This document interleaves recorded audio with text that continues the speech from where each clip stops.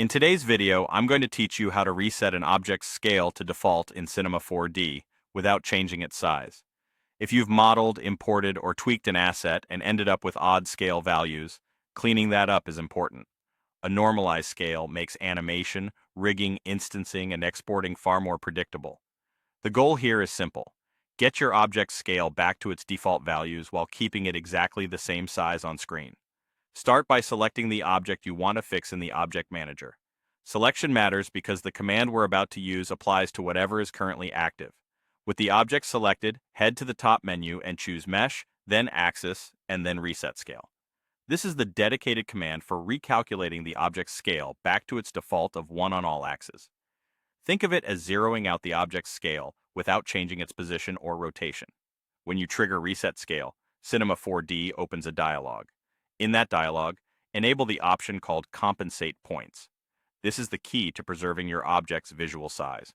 With Compensate Points turned on, Cinema 4D counter-adjusts the object's points as it resets the scale, so what you see in the viewport doesn't grow or shrink.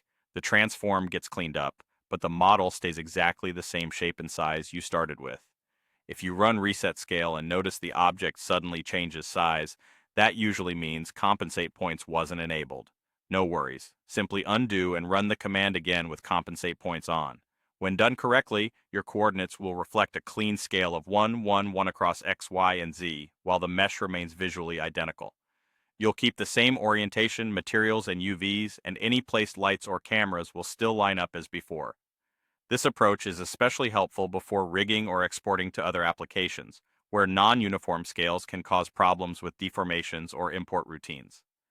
It also makes duplicating and instancing more predictable, since you'll be applying transformations to a clean base.